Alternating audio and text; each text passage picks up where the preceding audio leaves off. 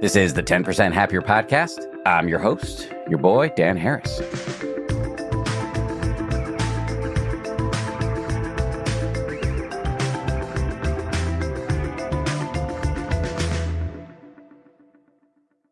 Hello, everybody. As you may know, the statistics on addiction and substance abuse these days are straight up dire. And even if you're not directly impacted by this, the odds are high, very high, that you know somebody who is. For decades, there have been some pretty widely accepted cultural norms around addiction and substance abuse. Specifically, I'm talking about things like tough love, or codependency, hitting rock bottom. And then there's the big one, abstinence. If you want to get your act together, you need to fully stay away from whatever substance it is that you've been abusing. My guest today takes a rather iconoclastic and possibly for some of you controversial approach. Carrie Wilkens is the co-founder and clinical director at the Center for Motivation and Change. She's also co-founder, co-president, and CEO of CMC Foundation for Change, which is a nonprofit that provides evidence-based ideas and strategies both to professionals and also to the loved ones of people struggling with substance use. Carrie has also co-authored 2 books, Beyond Addiction and the Beyond Addiction Workbook for Family and Friends. In this conversation, we talk about the stigma around substance abuse. We define some key terms like addiction and substance use disorder, and we talk about why those definitions matter. We talk about how substance use disorder affects the brain, how to diagnose it, whether there's an alternative to abstinence, how we all need to be thoughtful about whatever relationship it is we want with substances, how and why a substantial percentage of people naturally recover without going to treatment, the strategies to use if somebody in your life is going down a destructive path, in your opinion, what positive communication is and how to practice it, what actually makes people change, and the role of meditation, both for the patient and the family. Just to say, I am not an expert in this subject, although I have abused many substances in my time. Also, I don't have a dog in the fight in terms of what are the right approaches to use here. I have a suspicion that it's pretty individual. I do think Carrie makes a lot of sense, but I also, in the course of this interview, try my best to represent the critics. I suspect I'll be hearing a lot about this episode. I do want the feedback. You can hit me up on Twitter or X or whatever it's called now. You can also find me on Instagram and TikTok, where I've been experimenting with posting more videos, or hit me up through the website, 10%.com.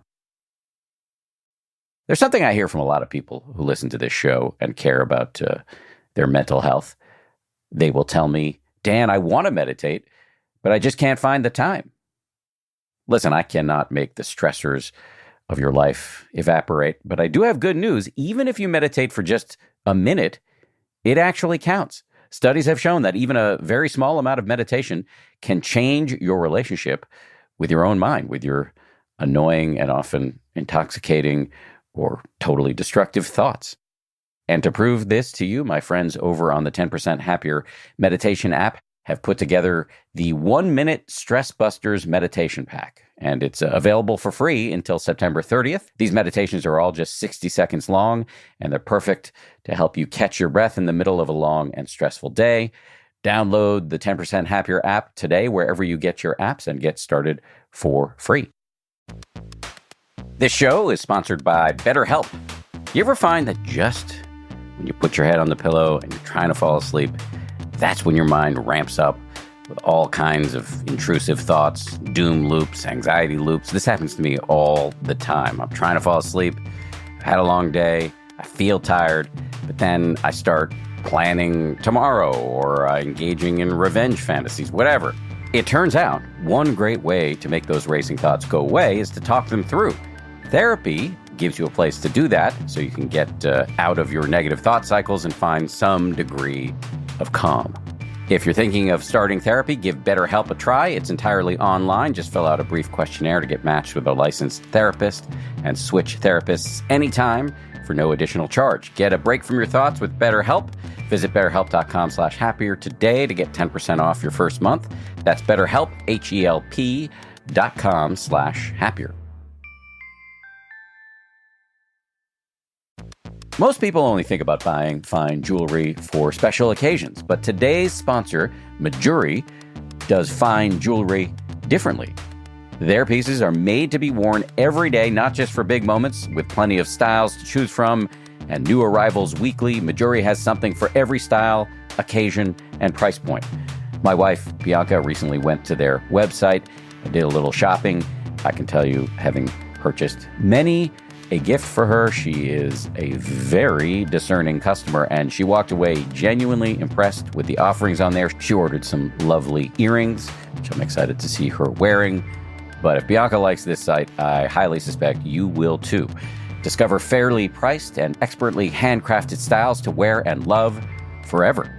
Visit Mejuri, MEJURI.com to shop fine jewelry essentials. That's Mejuri, MEJURI.com.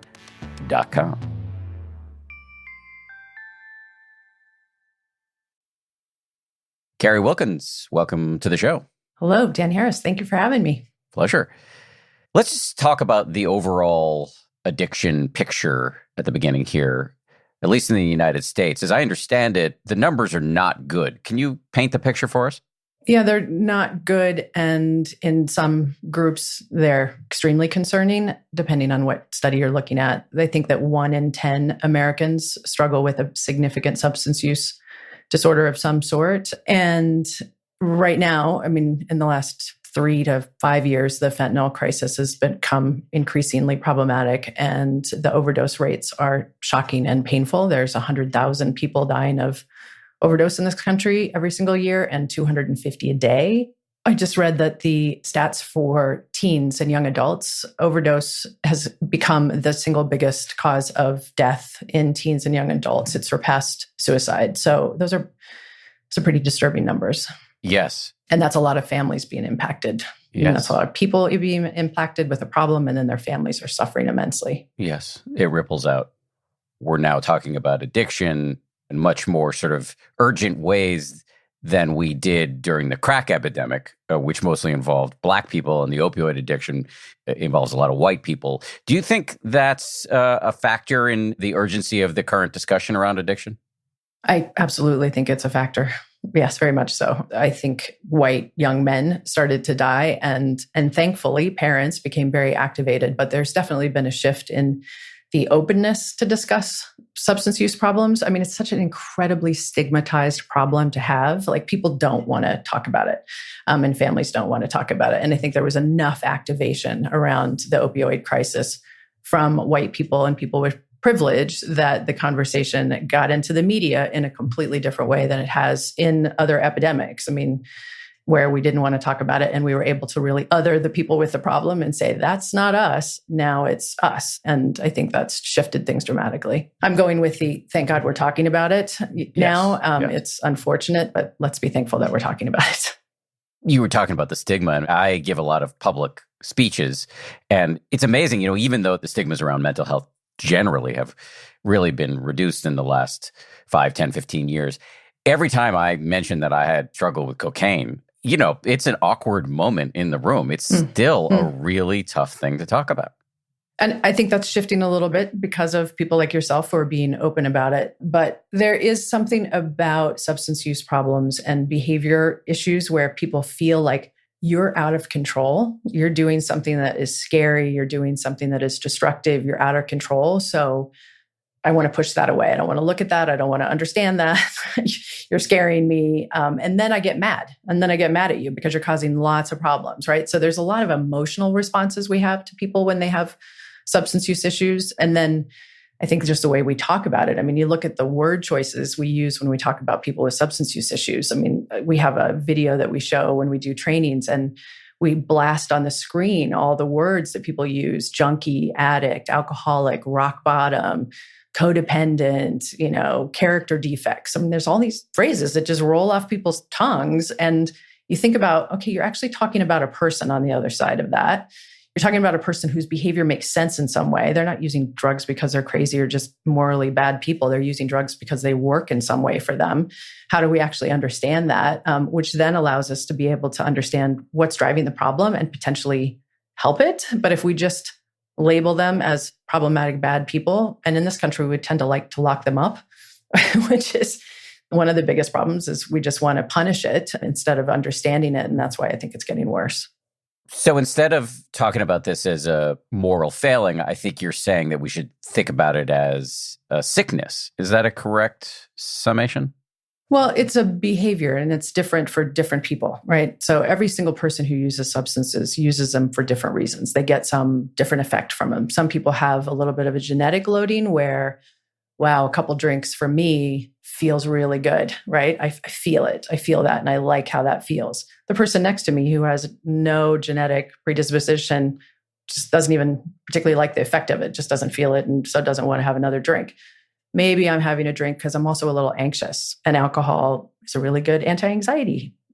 Like it helps with anxiety. It calms nerves, right? It has problems down the road, but the immediate effect is that it has something I like about it. So one thing that we humans tend to do is repeat things that work in some way, right? So if it works for us, we're going to do it again. Like I've heard you talk about your cocaine use, like it worked in some way for you at that time. You know, it ultimately had some consequences that weren't great, but that's not what got you into it, right? So I think to be able to pause and be curious about like, okay, how does that behavior make sense? Because then we can go and be like, okay, is there another way to get that need met? Is there something in your environment that needs to change so that you're not drawn to it, or it's not your only outlet? It's not your only way to connect with other people. I mean, there's so many different ways that people develop the problem, and there's so many different ways that people get out of the problem. But in this country, we tend to talk about it in a very black and white. You either have it or you don't. You're either in recovery or you're not. You know, I mean, it's like very black and white, which I think just excludes people and keeps it underground and keeps it stigmatized. And that's what we're really hoping to change. So we're going to talk at great length about some of the strategies to use here. But before we go there, let me ask some just very basic question. What is addiction? So there's the formal medical version of substance use disorder. I don't even use the word addiction that much anymore because, again, I think it pushes people away. We're so wired to automatically not want to be an addict that if you sprinkle addiction in a sentence, people will stop listening. So we use substance use disorder. We use struggle with substance use because I just want to catch as many people in this discussion as possible, or pull them into the conversation is more how I'd rather say it. But there's, 11 symptoms that cause you to meet criteria for a substance use disorder. And people can fall anywhere on that list of symptoms. And you can have 2 or 3, and you kind of have a mild version of a substance use disorder. If you have 4 or 5, you're in the moderate zone. And if you have more than 6, you have a severe substance problem. And studies show that people can cycle in and out of extremely problematic substance use. They can cycle in and out of it. Maybe you're really struggling for several months and then you stop and you don't use again for 2 years. And then it comes back in another way. You see it move around in people's lives, and sometimes it shifts substances and maybe it moves to another behavior. I mean, people kind of come in and out of this in all sorts of different ways. What do we know about how substance use disorder shows up on the level of the brain? So that would probably be a whole podcast in and of itself. And we're learning more about it all the time. I mean, to just be super simplistic about it for the audience, we have our reward pathways, and the dopamine one is one that is most talked about. I mean, it's way more complex than that. And there's multiple neurotransmitters involved, and different substances affect different parts of the brain. So it also depends on which substance you're using. So alcohol affects different parts of the brain than people who are using cannabis, than people who are using opioids. But again, it goes back to those reward centers where you have the experience of a reward. It works. You like it. You do it again. So then you start to establish the memory pathway of like, oh, when I have this drink, I feel relaxed. Now I start to have a drink every night when I come home from work because I start to feel stressed. So now my brain says, oh, alcohol helps when I'm stressed. So I drink every night. That becomes a habit. And then on the weekends, 3:00 in the afternoon, when I feel stress, I think, oh, a drink would make me feel better, right? So it affects the memory pathways. It's involved in emotional, we start to not be able to regulate our emotions without substances. I get upset. I want to have a substance to calm myself down. I don't feel anything. I want a substance to pick myself up. So it starts to, over time, really merge into people's lives in quite complex and long-lasting ways that then when you say, okay, you need to stop using now because it's causing all these problems, you take the substance out and they have all these things they have to relearn or maybe learn in a new way, right? So if you started using as an adolescent and you don't know how to regulate your feelings because you've been smoking pot every single time you have a feeling, you stop smoking pot when you're 25, you're going to have to learn how to deal with your feelings. And you've never done that before, right? So that's a lot of learning. So it affects the emotional parts of the brain. It affects the neurotransmitters on a very chemical level. You can end up having increased tolerance. So you need more and more to have the same effect. So you're going to have withdrawal symptoms when you stop. So we're going to have to deal with that. So there's physiological, there's emotional. It's again, different for different people. Is it your view that if somebody has a substance use disorder, they should cut that substance out entirely, or is there an alternative to abstinence? I think for lots of people, there's alternatives to abstinence. And I think anybody who's gotten themselves to the point of abstinence, most of them, that's a process where they've tried different things along the way. And they've collected the evidence of, you know what, every single time I've tried to moderate, every single time I've tried to stop using cocaine and keep alcohol in my life, I go back to cocaine. And so, you know what, I've just decided I can't do it anymore. I've never met anybody who just said, you know what, I want to abstain. There's a lot of learning that got them to that point where they were like, this just is not working for me. And I've collected the evidence and I need to stop. Then they have to figure out how to stay stopped, right? Because we forget negative things and we'll forget what wasn't working so well. So we also have to find ways to remind ourselves of that. You can make changes and then you got to sustain them, which is a whole different process.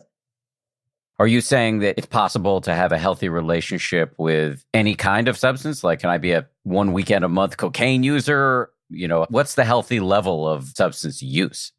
Well, so in terms of diagnosing a substance use problem, one of the things that you're asking somebody is, are there negative consequences being caused by this behavior that you wish you could avoid, right? And if you're persisting in engaging in the behavior, even though you've got a bunch of negative consequences that are really affecting your life, that's when you've moved into, you're having a hard time stopping, right? So if we're engaging in something that on one level, we really feel like, okay, this works for me and my marriage is crumbling, or my doctor's saying I have fatty liver and I'm persisting in doing that, that's somebody who probably needs to abstain because they can't navigate those middle waters. But there's a lot of people who moderate. I think part of what happens in the press is that people who are abstinent are very open about it. People who are in 12-step recovery are very open about it. They talk about it openly. They want other people to hear these stories, and that's all wonderful. There's a lot of people who change and they don't talk about it. They stop one thing and continue another, and they don't go on and have negative problems. So maybe a guy can use cocaine once a weekend, once a month, and not have any problems with that. It's his job to assess that for himself of like, do I like how I feel in the morning? Am I doing anything that night that I regret and feel bad about the next day? Am I not paying attention to my kids in the morning in the way that I would? You have to actually honestly assess the consequences for yourself. And are you doing things that are consistent with your values? Are you being the person that you want to be? Those are all very individual choices. And I think we like to label things as like problematic when that's for you to figure out. Those are the conversations we're trying to help people have, is to really look inside and be curious about, is this working for me?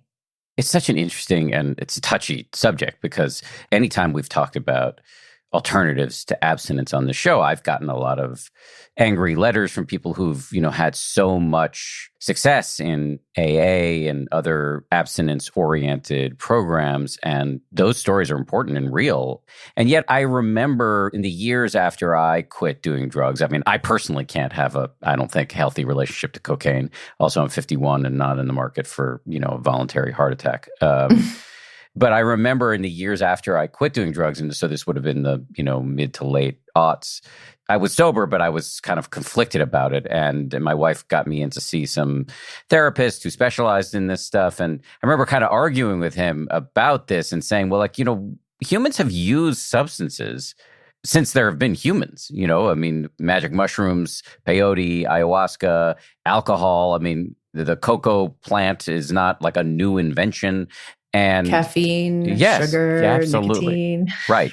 So it can't be that there's no healthy relationship to substances. Yeah. And so part of what gets bullocked up in talking about this and why you get angry letters is because people are scared, right? So people who've gotten better through the 12 steps or, have really gotten to the point where they're like, I have to abstain. This is the only way I will thrive and be able to live.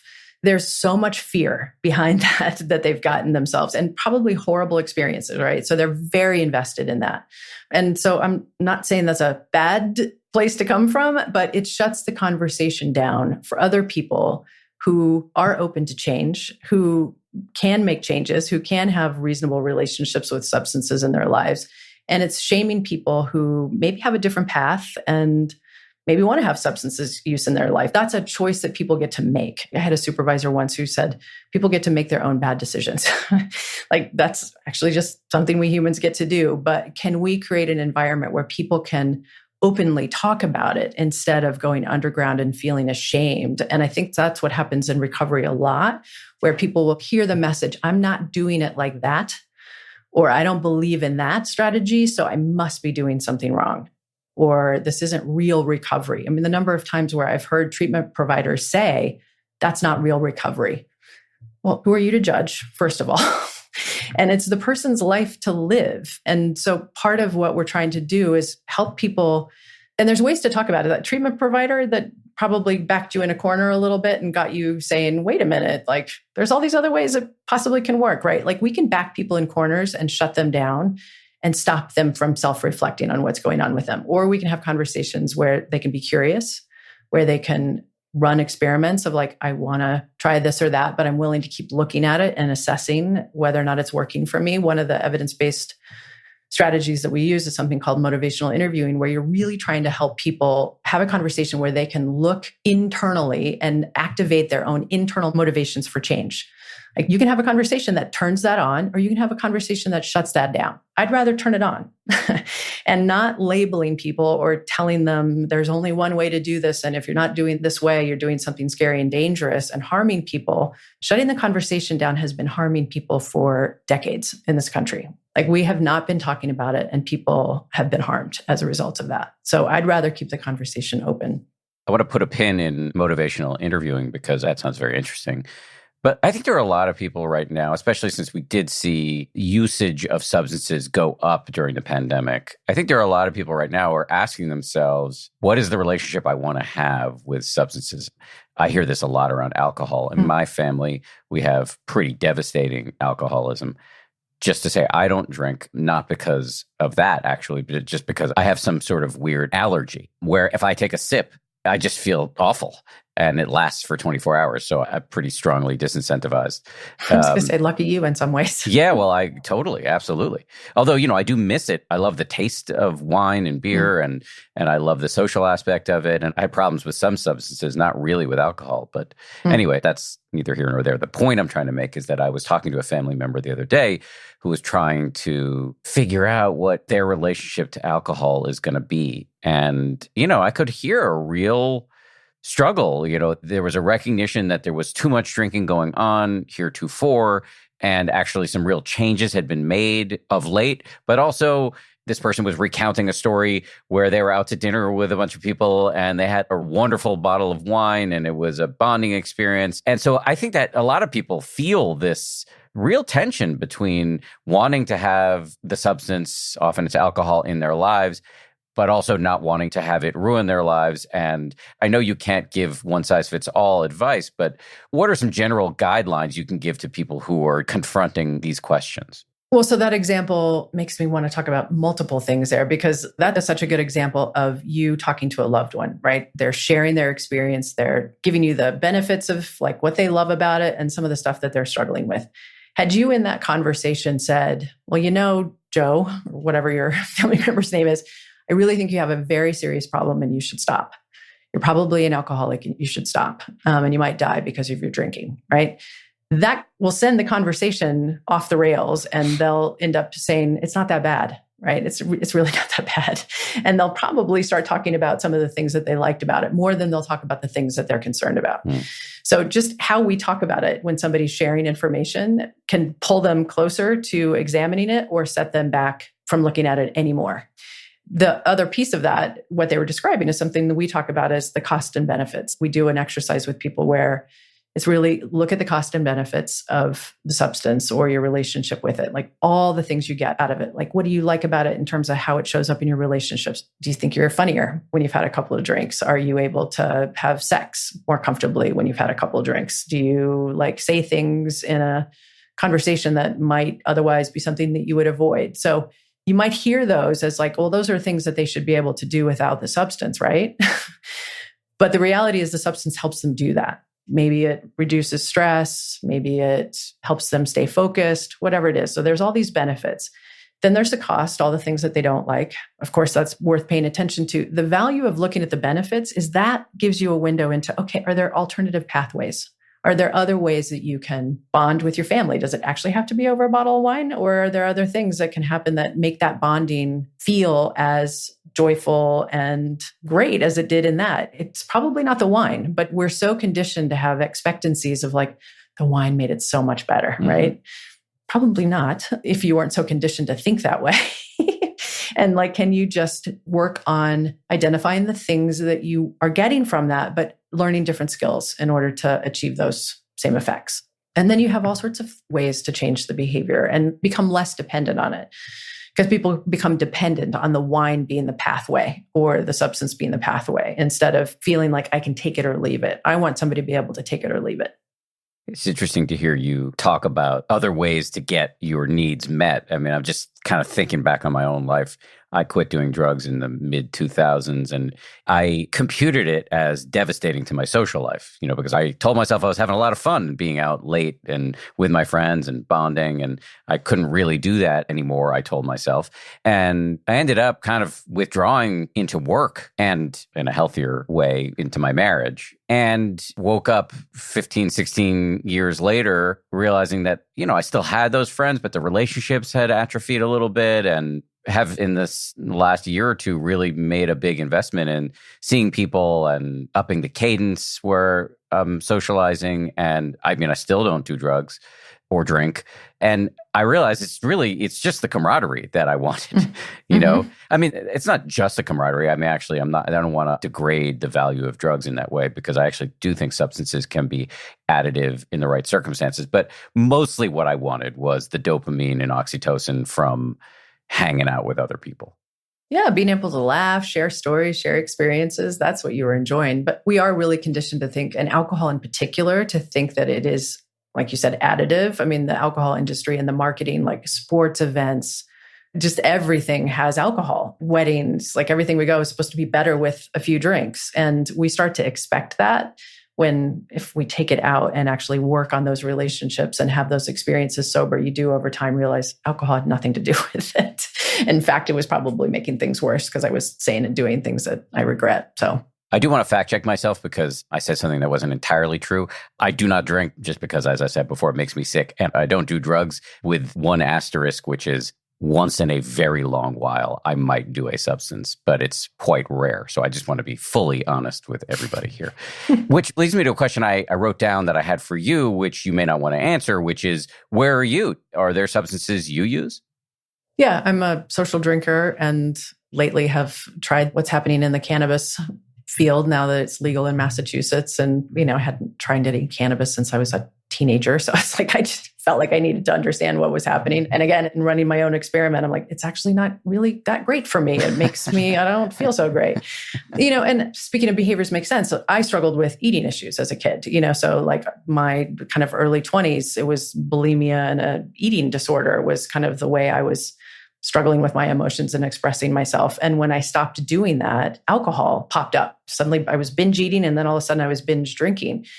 I started to work on those issues, was in therapy, and resolved some of the underlying things that were driving that. And I don't ever feel like binging on alcohol. Like, it's just not a thing that I would ever consider doing now. Had you looked at me when I was 19 years old, I was completely out of control and doing really scary and risky things. But they were being driven by things that were happening to me at that period of my life. And I did the work to deal with my emotions in a different way. And it's just not a thing. It's just not even something I would want to do at this point. So I think there's a lot of people, when you go back and assess them at different stages in their life, they really looked like they had a serious substance use problem of some sort, and it just resolved on its own. They did some other work. They never went to formal treatment. They never went to AA. They never did anything specific around the alcohol or substance use. And it just changed because they dealt with some of the underlying things. And I think that's so much of what your audience is focused on in terms of self-compassion, mindfulness, meditation. All of those strategies are ways to deal with our emotions and our thoughts in a different way. And people use substances to manage their emotions and manage their thoughts. So those are perfect examples of alternatives that if you practice and develop, you just may feel like substances are just not something you want to do anymore. Just to be clear, you are not saying AA or intensive rehab are bad. You're just saying that there are other ways to go about fixing I'm a this. huge proponent of self-help meetings, and I have a rehab, so I'm not against rehab. But it's just the black and white way that people talk about it. That, Yes. when they hear a family member talking about a substance use, or somebody saying, "Oh, my husband's struggling," or "My partner's struggling," they'll be like, "You need to do an intervention. Maybe they need to go to rehab. Maybe they need to go to meetings." Studies have been done that like 70% of people who meet criteria for a substance use problem at some point naturally recover. They never seek treatment. They just get better. And some of the things that they do to get better are all the things that we've been talking about, which is they find alternative strategies. You've said it, that you just decided this doesn't work for me anymore. It's ruining my life. I don't like it. So I'm going to stop. I might shift into something else and have more work to do, but I'm just not going to engage in this behavior anymore. And then they develop other interests, other hobbies, and their life is different. Coming up, Carrie Wilkens talks about why there's so much shame around substance use, how meditation can help, and what actually motivates people to change.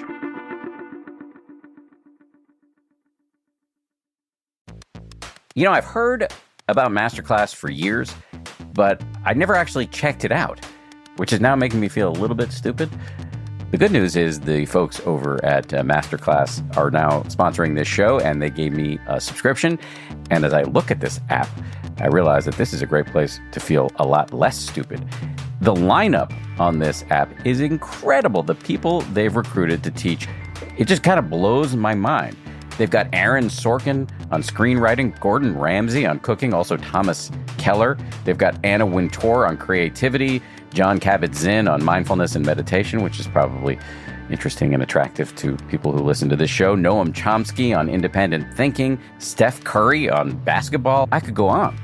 I can't believe I've been sleeping on this app. And as I look at many of these videos, they're so well produced, so informative, and really, really tight so that you're not wasting a minute. You're just getting these learnings in a very attractive and interesting and entertaining way. With Masterclass, you can learn from the best to become your best anytime, anywhere, and at your own pace. Annual memberships start at $10 a month, and you get unlimited access to every instructor, thousands of online lessons, exclusive content, insights, and much more. Get unlimited access to every class, and right now, as a 10% happier listener, you can get 15% off when you go to masterclass.com/10%. That's masterclass.com/10% for 15% off an annual membership. masterclass.com/10%.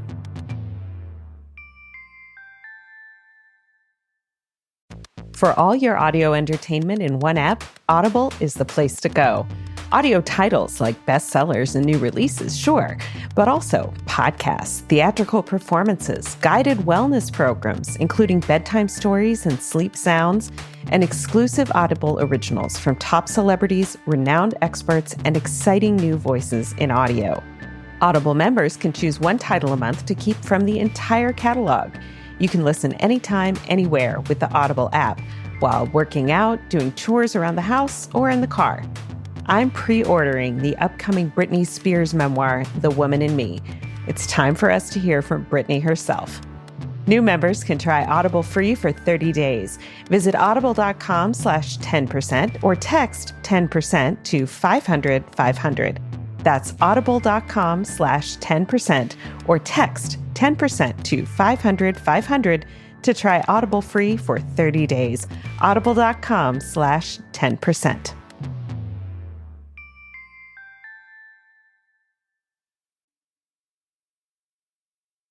I just want to circle back and get you to talk about something that I talked about earlier. And I hesitate to say this because I feel like some people are going to react poorly to this, but I really do think that many substances, we've had Michael Pollan on the show to talk about psychedelics and also things like caffeine, but from alcohol to cannabis, many of these substances have beautiful applications. So it makes these conversations around substance abuse or substance use disorder complicated because I don't actually fall on the side of vilifying the substance. And I'm grateful that you're not falling on that side because, again, it just shuts the conversation down. And to be able to have these conversations, knowing that you're going to get a bunch of inflammatory emails saying what a terrible person you are, that we had this conversation, those are the people that they're just panicked. They're scared. These are scary conversations. We like to control things. We don't like uncertainty. And when you say, like, people actually have the choice to make around their substances and to establish what is healthy for them or not, let's actually create room for them to talk about that and think about that instead of saying there's only one way to do this. It just scares people who got better in that pathway, of the 12-step and abstinence only. They just get scared because bad things happen to them along that way. And so I just try to understand it's okay. You're scared. I get it. And I want to be able to have this conversation with this person over here who is trying to have some sort of relationship with substances and they're willing to talk about it. I want them to talk about it. I want them to be able to explore it. I want them to be able to talk about what's working and not working and be curious about it. And if I just say, it's terrible that you're thinking that, or terrible that you're considering that, they're just going to stay inside of themselves and try to work it out. They're going to do it anyway. I'd rather be involved in that process and potentially try to help them speed up that learning process because I'm creating a space where they can talk about it and be curious about it. And I have actually limitless compassion for people who are scared and who've saved their own lives or had their lives saved through abstinence. I mean, really, I think that is, we keep saying it, it's just a huge avenue for so many people. But I guess what I'm trying to say on top of it is that I think there are many, many, many very healthy people who are using substances in healthy ways. And that's actually a thing I don't think gets talked about that much. No, very seldom gets talked about because there's so much shame and stigma, right? About being able to even say that out loud. Because there's all this fear and all this judgment about substances and relationships with substances. One of the things that's happening, thankfully, in the treatment field is something called harm reduction. And more states and local governments and treatment programs are acknowledging we actually have to meet people where they're at. We have to work with people at varying levels of motivation to change behaviors. And maybe they really want to change their relationship with opioids, but they want to keep cannabis in their life. 10 years ago, 5 years ago, if you said that to a treatment provider, they would say, sorry, come back when you're ready to be abstinent from everything. I can't do anything for you. Now people are saying, okay, let's talk about that. Let's try to help you figure that out. Let's really help you get the tools you need to not use opiates. And let's help you figure out what your relationship with cannabis is going to be. That's a really healthy, important conversation to have. And I think that's what you're saying, which is like people have all sorts of relationships with substances. And we're too embarrassed to talk about it because we're going to get shamed. We're going to get shamed by people who are going to say, you're a bad person for suggesting that, and bad things are going to happen. They're happening anyway. Let's just have a conversation about it. Yes, that is what I'm saying. But, I'm going a little bit further than harm reduction. I'm saying there's the argument that people in the jazz and hip hop and rock communities have been using cannabis for creative purposes for a long time. And that's great. So yes, you can have a dysfunctional relationship with this substance, but you can also have a really functional relationship that is way more positive than even harm reduction. For sure. So there may be all sorts of ways that they were used in helpful ways around creativity and in their work, and whether or not their relationships suffered at all or whether or not their health suffered at all. So that's why I think these are just nuanced conversations that is for each person assessing. Maybe it works for 80% of my life and I'm willing to take the 20% where I know it's not great for my relationship and it's just so important to me in this other area. I'm going to keep doing it because that's what matters to me. Okay, you get to live your life. And I think if we can shift the conversation to having more compassion and understanding and curiosity for each person as they make their decision, then, we've just got a bigger platform to talk about what people struggle with and be able to be like, okay, so it's not working in this 20%. Let's talk about the 20% and make that better. Maybe you can have the substance in your life and let's work on your relationship so that it's better and not being hurt by your substance use. But if they're just feeling like I can't talk about it because I'm going to be told I have to give it all up, well, what are we doing? That's just not helpful. It's not helpful in therapy relationships and it's not helpful in just friend relationships and family relationships. Yeah, I agree with what you're saying. And I think we need this middle ground because on the one hand, we've got, an entire multi-billion-dollar industry, the alcoholic beverage industry, sort of selling us a glorified version. And then we have the abstinence community telling us that you're playing with fire, which actually is not entirely untrue if you're having a relationship with these substances. And so what we want to have is a nuanced, to use your word, discussion about the pros and cons of all of this. And this is going to be very tough to do and highly individualized. And yet, if we don't have the conversation, we're stuck with the polls. Yeah, very much so. And the shame. I mean, our main point is, why is there so much shame? You've said it multiple times in this interview. Like, there's a lot of people using substances in a lot of different ways, and it's not all bad.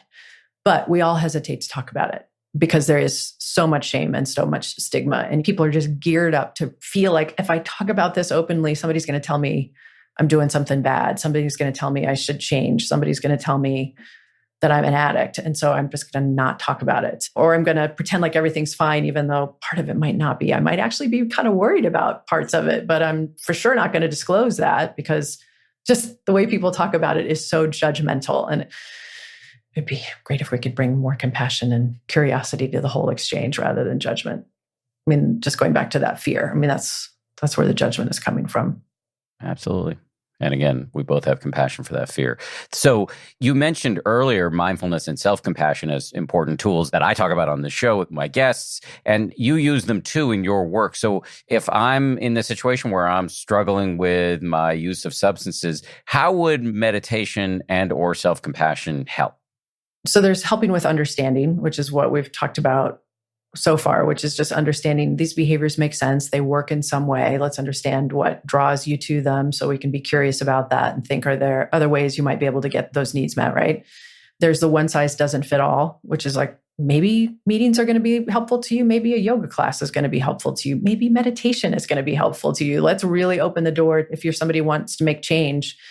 And maybe it's not going to be treatment. Maybe you're never going to cross the door of a therapist office. That's okay. So one size doesn't fit all. Ambivalence is normal, like really accepting, like when you make any sort of behavior change, you're going to be wrestling with ambivalence, and how you wrestle with your own ambivalence and how the loved ones and the people in your life respond to your ambivalence can really tip it one way or the other. And that's another thing people don't talk about so much.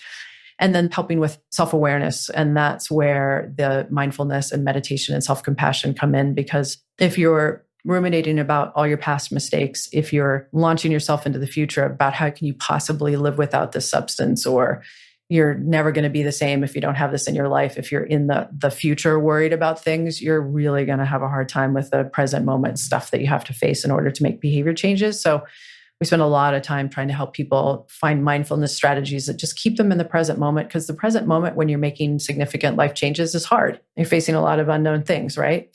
There's probably a lot of stuff that you feel bad about. And if you're in the past, you're going to have less energy to deal with what you're facing that particular day. So mindfulness strategies are really helpful. And self-compassion is, I think, key to helping people stay on the learning process. Because if you have a setback, if you're like, okay, I want to stop drinking or whatever it is, and you have a slip, if you instantly fall into, I wasn't taking that seriously, maybe I don't really need this, maybe I am just a screwed up alcoholic, whatever it is that internal critic is saying to you, you're going to have a hard time getting back on that path of wanting to change, versus being able to say to yourself, wow, this was really hard. I didn't actually know what I was doing. I thought I could go to that party or that event and be okay. And I wasn't. It was way harder for me than I anticipated. The cravings were worse.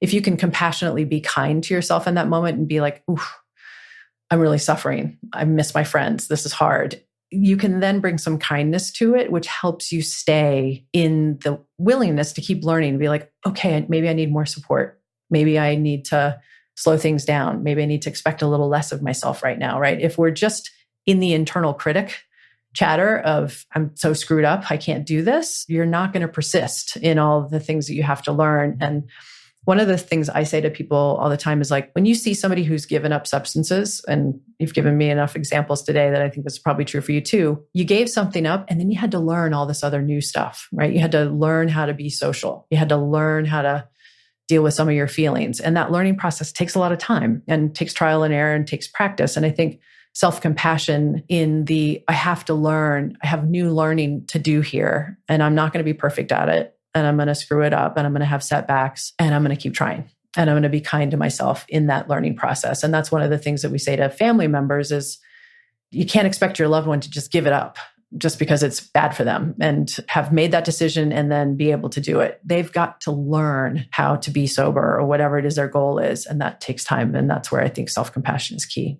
I can completely see that mindfulness would help you get out of the swirling stories and the fearful projections, and the self-compassion would help you take it easier on yourself, get out of the inner critic and not be so caught up in shame that you're paralyzed. You've talked about motivation quite a bit. Generally speaking, what motivates people to change, and how do we figure out what our motivation is? So one of the easiest ways to think about it, again, it's different for different people, but when you're looking at behavior change, really when something has enough costs that it starts to, like you said, it stopped working, like it's just not working as well. So I'm not getting as many benefits from it.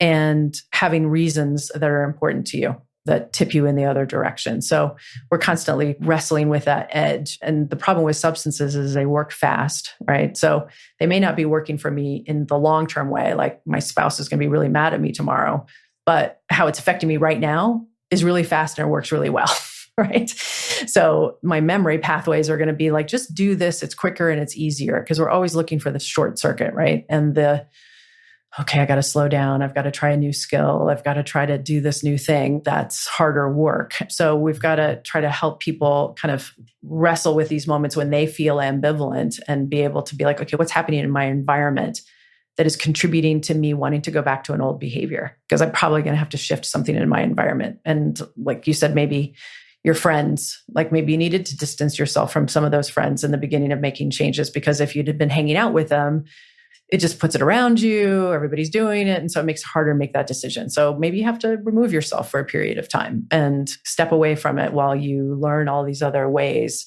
and learn that you don't need it and learn that you can have it and manage your mood without it, and then reintroduce those friends.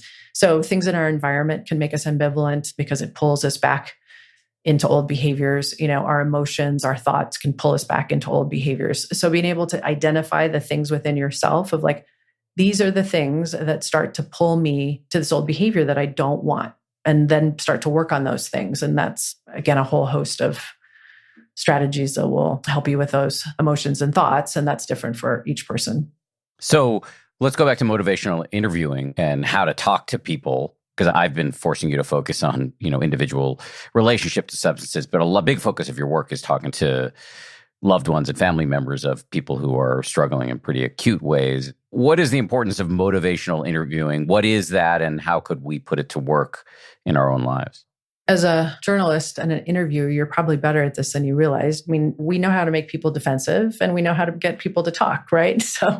So in therapy, the motivational interviewing strategies are about trying to create an environment and a relationship with somebody where they feel comfortable and safe to talk to you openly about how they really think and feel, because you don't have an agenda.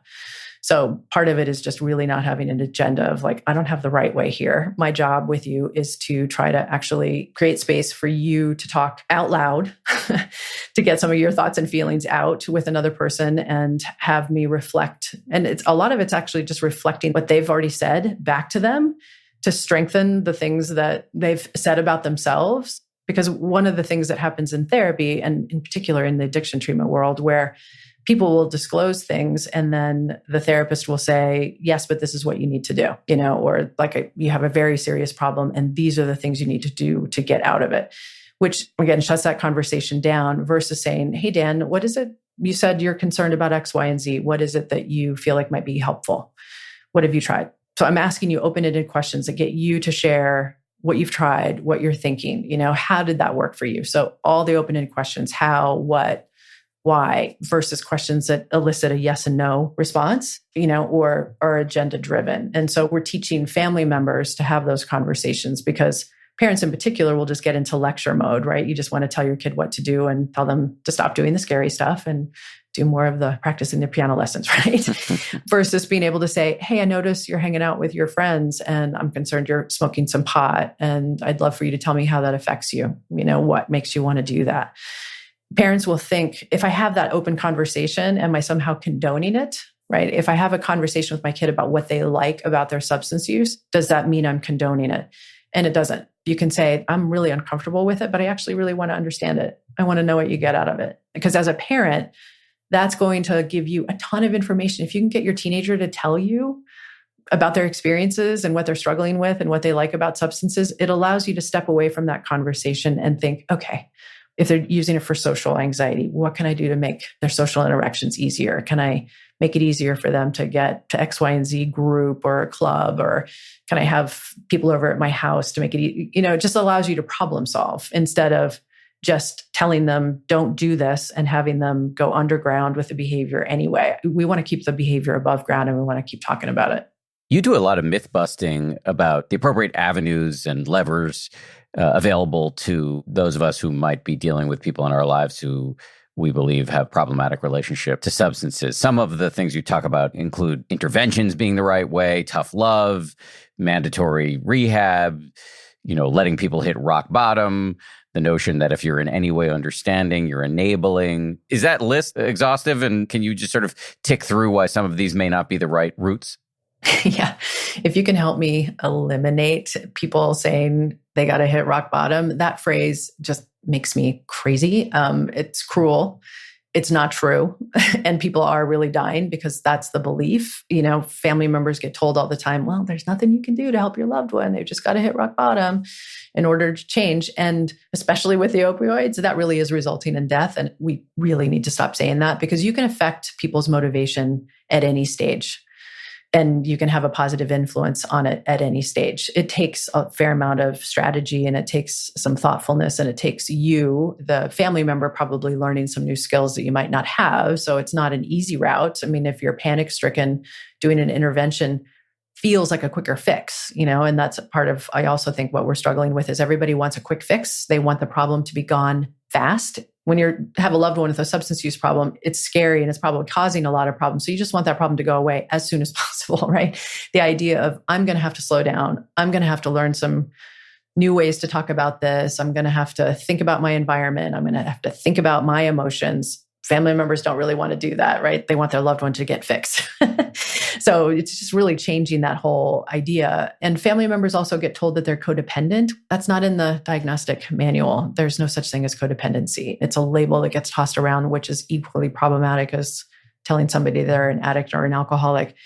If somebody self-identifies as an alcoholic or an addict, like if they're like, yeah, this is me and I'm a part of this community and I relate to that concept, great. Use the word, it's fine, that's yours. But me telling you that's what you are, that has a very different effect. And we label people all the time. And so the labeling, it's a reason why people push away from help. And it's a reason why people say, I'm not that. So I'm a big advocate of just eliminate those words. You don't need those words unless you self-identify.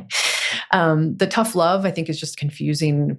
Parents get told that all the time and they have no idea what it means. Like for some people, it gives them license to be tough and lecture and yell and do all sorts of things that just make them feel like they're having an impact when they're just creating more friction in their relationship, and it feels bad to them and it feels bad to their loved one. So the tough love thing, I think, is just a confusing metaphor.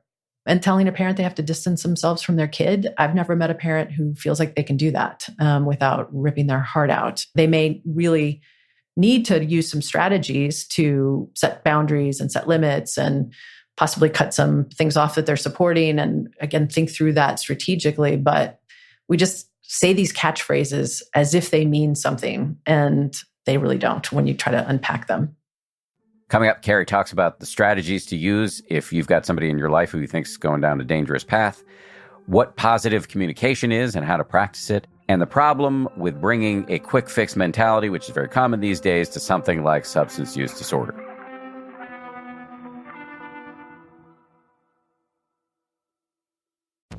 To state the obvious, we all have our personal preferences, from podcasts to the food we eat to the TV shows we watch to the way we sleep. And that is why a Sleep Number smart bed individualizes your sleep experience, making high-quality sleep effortless every night.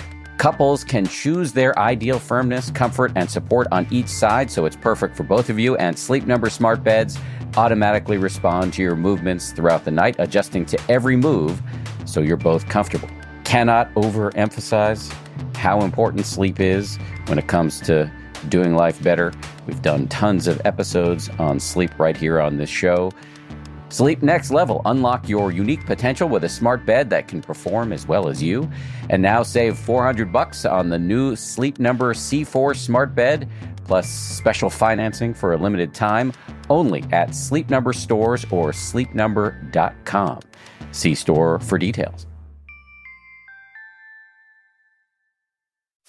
You can host the best backyard barbecue when you find a professional on Angie to make your backyard the best around. Connect with skilled professionals to get all your home projects done well. Inside to outside, repairs to renovations.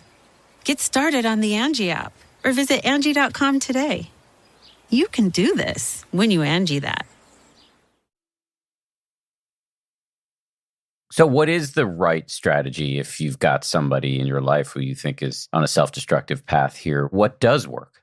In the treatment world, for 2 decades, there is a very effective strategy called CRAFT, which is Community Reinforcement and Family Training. It's a terrible acronym, but it's what we have. And it was designed for family members who had a loved one with a significant substance use problem that was resistant to treatment. And they did lots of studies with this. It's one of the best well-researched approaches. And so they compared it to assigning people to an intervention or to Al-Anon. So they took families and they put them in 3 pathways and said, you learn craft, you can go do an intervention, or you can go to Al-Anon. And when they compared the outcomes, family members who learned craft got their loved one into treatment 60 to 70% of the time.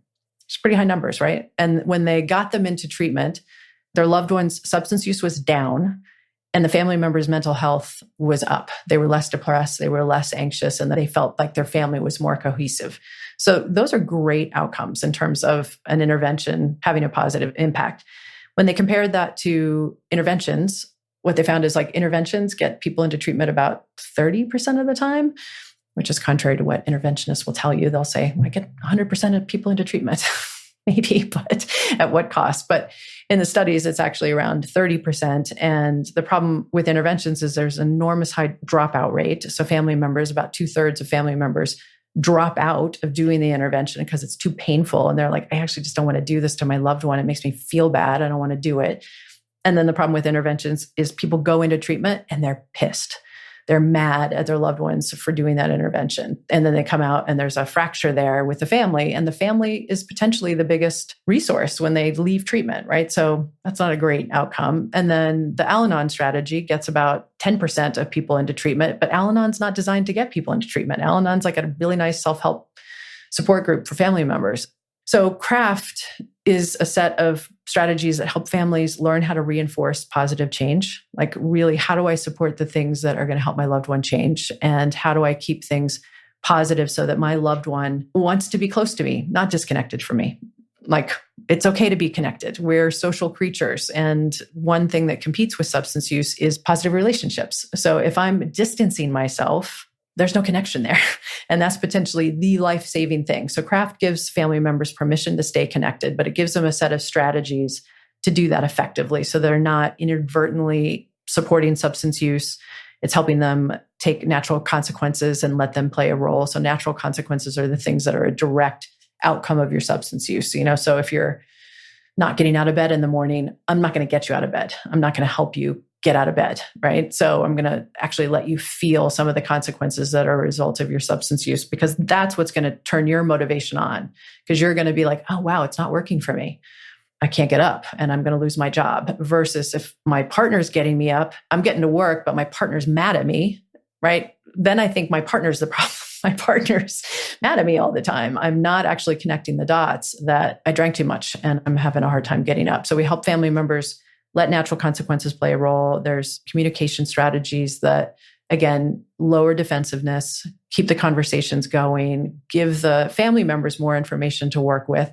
And then there's the self-care component, which is like, you've got to take care of yourself through this process because it's incredibly stressful to care about somebody with a significant substance use problem. It's scary, it's maddening, it's confusing. And so you've got to take care of yourself if you're going to be an effective helper.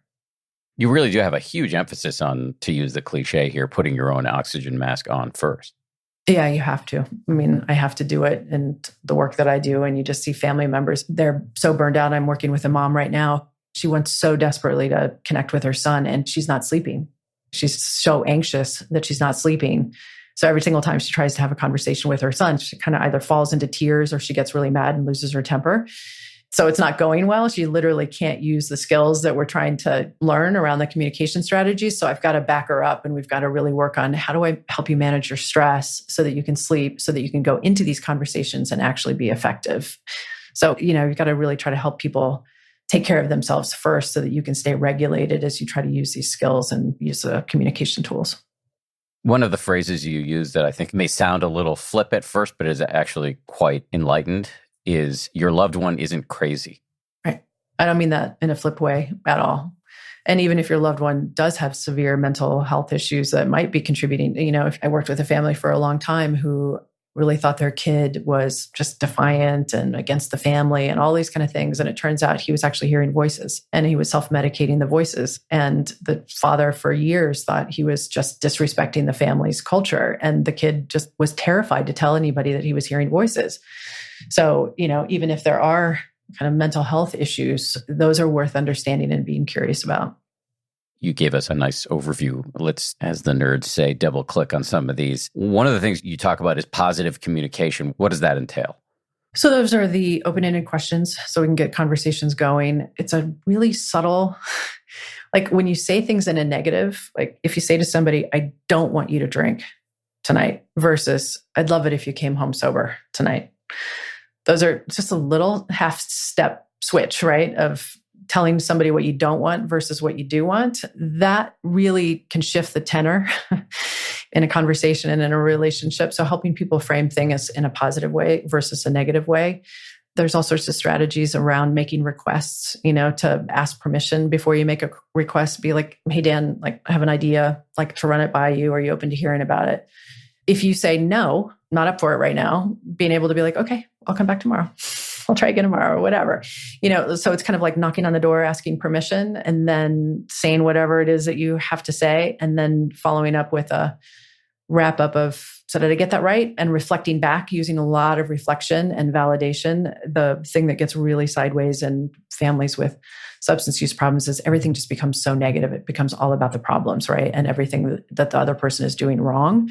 So we spend a lot of time trying to help people start to validate more and validate emotions and being able to notice when the person is doing something positive that you want to sprinkle some fairy dust on that. Be like, I see that. I see you made a really positive change here. You might be doing all these other things that are really concerning, but I see this little sprout of green that I want to pour some water on so that it grows more. And that's especially true for people who have kids with attentional issues. It just becomes all the things that they're not doing versus the moments that they get it right, and being able to really be like, yeah, you're really struggling and you were awesome on that one thing. So let's pay attention to that too. So I believe what you're describing there is reinforcement. Yes. So communication can be a reinforcement. We can give compliments, we can notice, we can give affection. There's all sorts of free communication strategies that act as reinforcement. But reinforcement can also be, hey, you just told me that you're struggling with stress. You're using substances because you're having a hard time with stress. Can I help you with a gym membership? Can I help you download the 10% Happier app and practice mindfulness because that might be really helpful. So those are reinforcing alternative behaviors and really kind of helping the person gain access to those things. Or you don't have a car. Do you need me to take care of your kids while you go to treatment? Or can I pay for treatment? So those are reinforcing the behaviors that you want to see more of. And then setting limits around some of the behaviors that you want to discourage. So I might not give you money.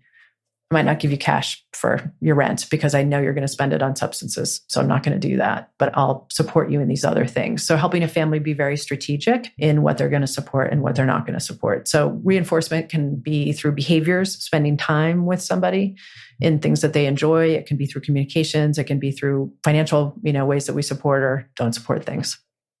What about consequences? The craft model is based on really letting natural consequences play a role. So that's, again, those behaviors that are a direct outcome of the person's substance use choices. An example I use a lot is I worked with a woman whose husband would drink a lot and kind of pass out in his living room chair. And she would get him up, she'd drag him upstairs, and she'd be furious in the morning. And one of the things that she was trying to do was prevent his teenage kids from seeing him in the chair with the beer bottles all around him because she was embarrassed for him. But he'd get up, go to work, she'd be mad. And so he thought she was the nightmare. They were fighting. And he's like, you're on me all the time. You're mad at me all the time. And he didn't remember passing out. So she started to just leave him in his chair. And the kids came down in the morning, they'd find him. And he started to get embarrassed. He started to feel, I don't want my adolescent kids seeing me sitting here in the chair passed out.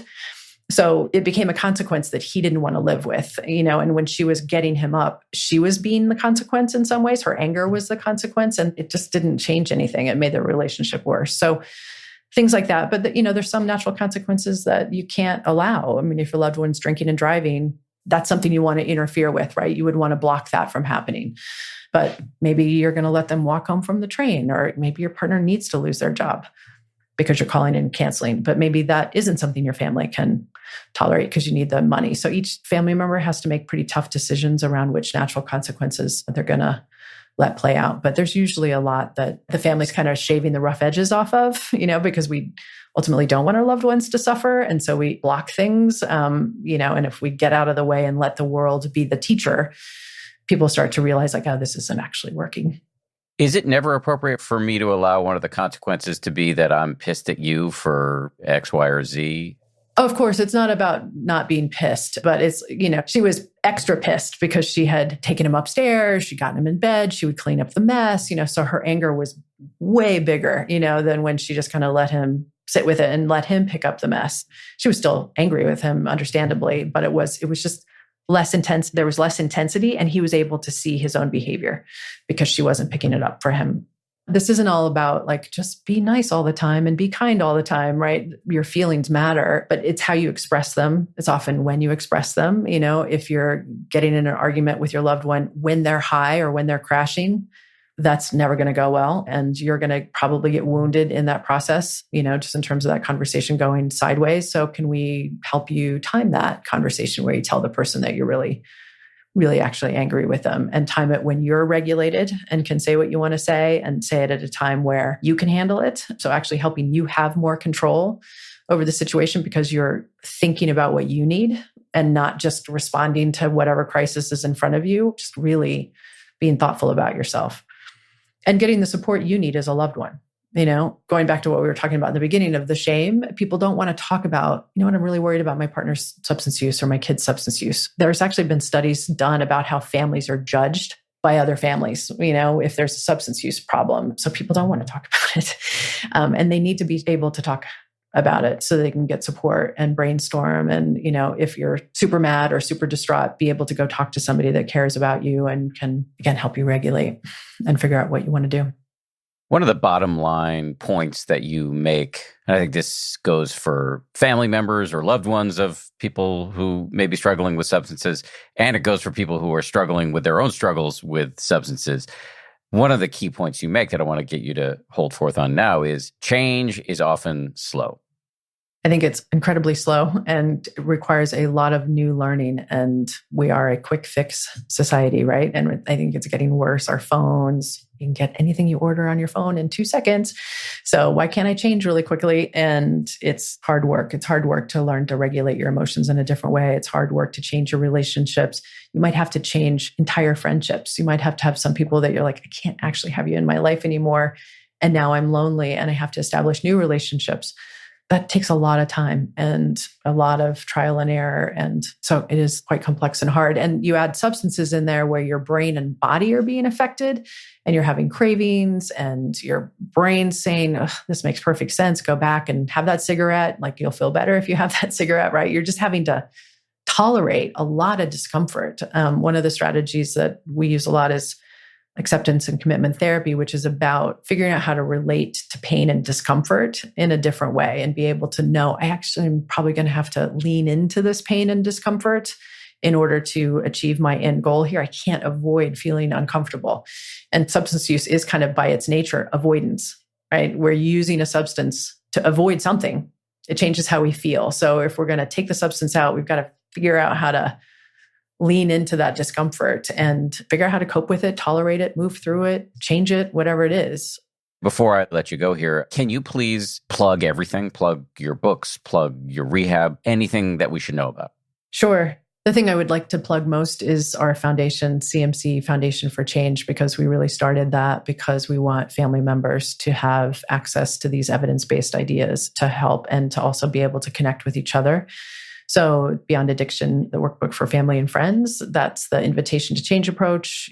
The foundation website is full of all sorts of free videos and free materials, and you can join Facebook groups to just talk to other family members who are using this approach to try to help. And a lot of these family members are people who have been through so much. We've got family members who are trainers in the Invitation to Change approach, and a lot of them have kids who overdosed, and they went through the treatment system and they went through these horrible experiences, and they just want to give back to other family members and help them not suffer in the same way they did, because they got all that really not great advice in terms of letting their kids hit rock bottom, and their kid ended up dying. So there's just a huge community of people who are trying to get the word out that there's other ways to approach helping a loved one. So the foundation, I think, is the most important place to go look in the Beyond Addiction workbook. And then we wrote Beyond Addiction, How Science and Kindness Help People Change. We wrote that about 6 years ago, and that's all about craft. It really talks about how to use craft and how to think about behavior change in general, and how to get your loved one into treatment, how to understand the treatment landscape, which is a pretty messy landscape. So there's lots of different ways to go about treatment and treatment options. And I think if we can help consumers become more educated about that landscape, then everything will get better. Carrie, thank you very much. Really appreciate it. Thank you. Thanks again to Carrie Wilkens. Like I said, hit me up on Twitter, X, Instagram, TikTok, wherever with your feedback. You can also find me over on the 10% Happier website, 10%.com. Thanks to everybody who worked so hard on this show. 10% Happier is produced by Gabrielle Zuckerman, Justine Davey, Lauren Smith, and Tara Anderson.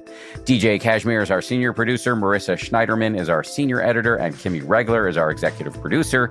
Scoring and mixing by Ultraviolet Audio. And Nick Thorburn from the awesome band Islands wrote our theme. We'll see you all on Friday for a bonus meditation.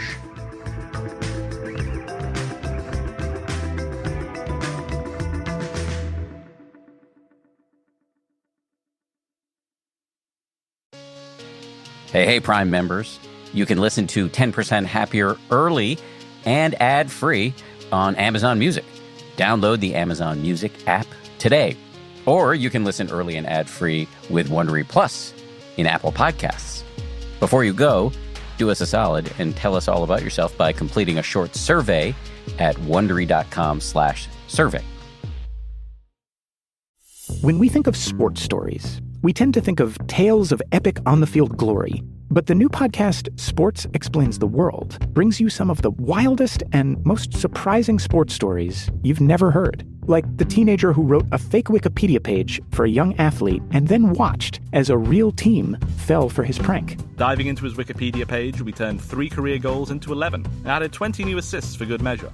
Figures that nobody would, or should, have believed. And the mysterious secret of a U.S. Olympic superstar killed at the peak of his career. Was it an accident? Did the police screw up the investigation? It was all so nebulous. Each week, Sports Explains the World goes beyond leagues and stats to share stories that will redefine your understanding of sports and their impact on the world. Listen to Sports Explains the World on the Wondery app or wherever you get your podcasts. You can listen to Sports Explains the World early and ad-free on Wondery Plus. Hey, I'm Ismael Cruz Cordova from Prime Video's The Lord of the Rings, The Rings of Power, and I'm narrating a special episode of Whose Amazing Life. It's a podcast for kids that lets you experience life through the eyes of someone who changed the world. And you'll have to guess who it is. Here's a hint. He has insane musical talent. His music has traveled all around the world, and his story está bien dura. Hear me tell his story in English or en Español by listening to Whose Amazing Life on Amazon Music or wherever you get your podcasts.